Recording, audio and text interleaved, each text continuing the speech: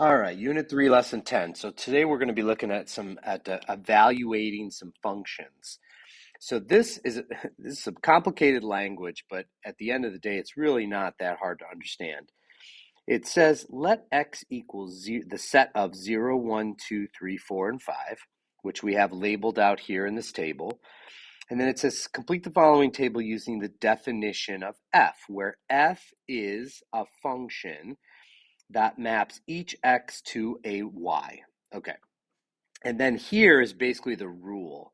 Assign each x, so each value in the set of x to the expression 2 to the x. Very, very, very, very complicated way of saying, hey, here are your x values, plug them in here and get your outputs. So these are our inputs and we want our outputs.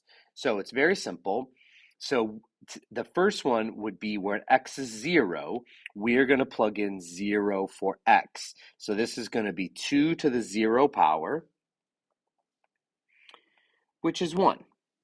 And then we're going to have 2 to the first power, which is 2. And then we're going to have 2 to the second power, which is 4. We're going to have 2 to the third power, which is 8. 2 to the fourth power, which is 16. And 2 to the fifth power, which is 32. So there are our outputs. So f of 0 is 1. F of 1 is 2. F of 2 is 4.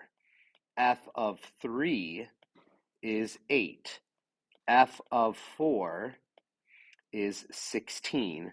And F of 5 is 32. Okay? Now, some vocab here. What is the domain of F? The domain is your inputs. Okay, that's going to be your domain. Now, in some cases, it's going to be all numbers. Sometimes it's going to be a discrete set, like this is right here, meaning we list out the numbers. But our domain here, our domain is going to be our inputs. Okay, otherwise known as our x values. So our domain of f is going to be 0, 1, 2, 3, 4, 5. Those are our inputs. And we could put domain, we could put big D for domain. And then our range is the outputs. So this is our outputs, our y values.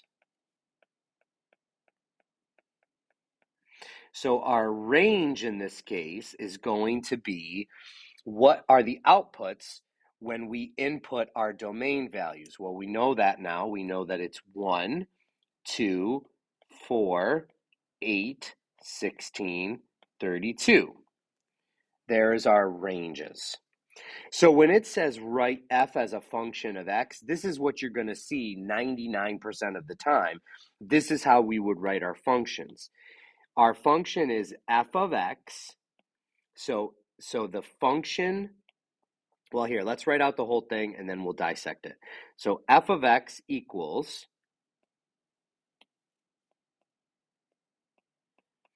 2 to the x. Okay, so what this says is the function name is f. These are our inputs. And in order to get our outputs, which is going to be f of x, so f of 1, f of 2, f of 3, in order to figure out what they are, you simply input those values in for x and see what you get. Okay, so this is how functions work.